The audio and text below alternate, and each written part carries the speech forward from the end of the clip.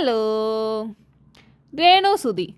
ഇന്നലെ മോർണിംഗ് ടാസ്കിൽ ഹൈജീനെ കുറിച്ച്, അതായത് രേണുവിൻ്റെ ഹൈജീനെ കുറിച്ചിട്ട് അനുമോള് ചില കാര്യങ്ങൾ പറഞ്ഞിട്ടുണ്ടായിരുന്നു. രേണു സുധി കുളിക്കാറില്ല, തലയിൽ നിറച്ച് പേനാണ്, അവിടെ ഇവിടെയൊക്കെ മാന്തി മാന്തി നടപ്പുണ്ട്, അതൊന്ന് കുളിച്ച് കഴിഞ്ഞാൽ ശരിയാവും എന്നുള്ളതൊക്കെ.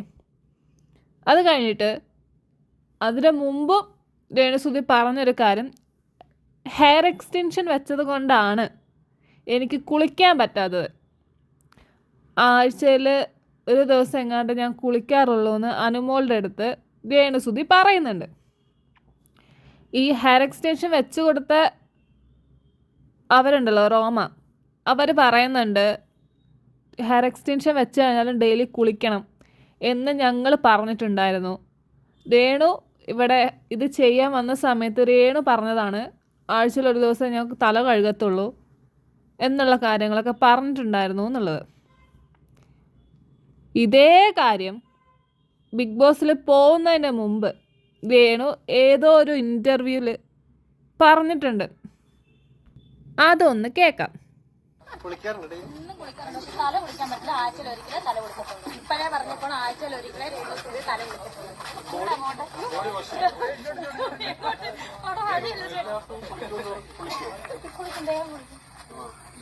തല നനയ്ക്കില്ല അല്ലേ? തല ഡെയിലി നനയ്ക്കണത് കേടാ, മുടിക്ക് കേടാ. അതെനിക്കറിയാം, അതുകൊണ്ടാണ് ഞാൻ തല ഡെയിലി നനയ്ക്കാത്തത്. ആഴ്ചയിൽ ഒരിക്കൽ നനയ്ക്കും. ഡെയിലി കുളിക്കാൻ പറ്റില്ല. കേട്ടല്ലോ, ഡെയിലി കുളിക്കാറില്ല, ആഴ്ചയിൽ ഒരു ദിവസം മാത്രമേ തല നനയ്ക്കത്തുള്ളൂ എന്ന് രേണു സുധി ഓൾറെഡി പറഞ്ഞിട്ടുണ്ട്. എന്നിട്ടാണ് ഈ ബിഗ് ബോസിൻ്റെ അകത്ത് പോയിട്ട് പറഞ്ഞേക്കുന്നത് ഹെയർ വെച്ച് തന്ന ആൾക്കാർ ആഴ്ചയിൽ ഒരു തവണ കുളിക്കാൻ പാടുള്ളൂ എന്ന് പറഞ്ഞിട്ടുണ്ടായിരുന്നു എന്നുള്ളത്. ഇവിടെ പ്രശ്നം എന്താണെന്ന് വെച്ച് കഴിഞ്ഞാൽ, ഈ പുറത്ത് പറഞ്ഞ കാര്യങ്ങളൊക്കെ പകുതിയും രേണു മറന്നുപോയി. മനസ്സിലായോ? ആള് പകുതി കാര്യങ്ങളും മറന്നുപോയി. ആരോടൊക്കെയാ, ഏതൊക്കെ ഇൻ്റർവ്യൂവിൽ എന്തൊക്കെയാ പറഞ്ഞേക്കുന്നതെന്നുള്ളത് ആൾക്ക് തന്നെ അറിയത്തില്ല. കാരണം അങ്ങനെ കയറി ഇറങ്ങി ഇൻ്റർവ്യൂ കൊടുക്കുമായിരുന്നു. അപ്പം എവിടെ എന്തൊക്കെയാ പറഞ്ഞേക്കുന്നതെന്നുള്ളത് ആൾ തന്നെ മറന്നുപോയി. പക്ഷെ ഇതിപ്പോൾ ബിഗ് ബോസിൽ പോയിട്ട് ഓരോന്നും പറയുമ്പം ഇത് പുറത്ത് റിയാക്ഷൻ വീഡിയോ ചെയ്യുന്ന ആൾക്കാർ എടുത്തിട്ട് പൊക്കിക്കൊണ്ട് വരും. ഇതിനു മുമ്പ് ഇങ്ങനെ പറഞ്ഞിട്ടുണ്ട്, ഇതിനു മുമ്പ് ഇങ്ങനെ ചെയ്തിട്ടുണ്ട് എന്നുള്ള കാര്യങ്ങൾ.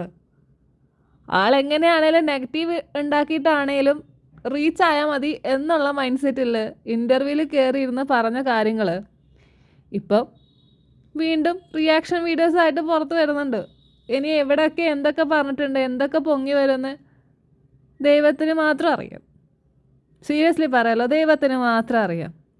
അതിൻ്റെ അകത്ത് പോയിട്ട് പറഞ്ഞ കാര്യമാണ്, ഞാൻ എയർ ഹോസ്റ്റസിൻ്റെ എവിടെയോ വർക്ക് ചെയ്തിട്ടുണ്ട് എന്നുള്ളൊരു കാര്യം പറഞ്ഞിട്ടുണ്ടായിരുന്നു.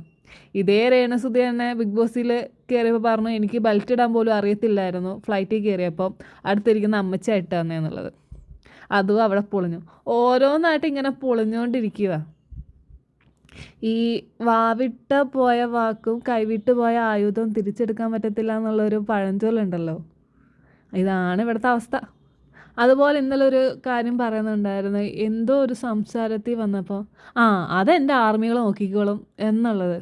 അപ്പോൾ ആദിലയാണോ നൂറയാണോ എന്ന് തോന്നുന്നു പുറത്ത് ആർമികളൊക്കെ ഉണ്ടാക്കിയോന്ന് ചോദിച്ചപ്പോൾ, ഉണ്ടാക്കിയിട്ടാണോ വന്നതെന്ന് ചോദിച്ചപ്പോൾ അയ്യോ അല്ല അങ്ങനെയല്ല, ഞാൻ ഇത് പറഞ്ഞത് എൻ്റെ ആൾക്കാർ കാണുമല്ലോ അവരുടെ അടുത്ത് ഉണ്ടാക്കിക്കോളും എന്ന് പറഞ്ഞാണെന്നുള്ളൊരു ഡയലോഗ് അവിടെ പറയുന്നുണ്ട്. സോ പറഞ്ഞ കാര്യങ്ങളൊന്ന് സൂക്ഷിച്ച് സംസാരിച്ച് കഴിഞ്ഞില്ലെങ്കിൽ നല്ല പണി കിട്ടാൻ ചാൻസ് ഉണ്ട്. ശരി എന്നാൽ ടാറ്റാ.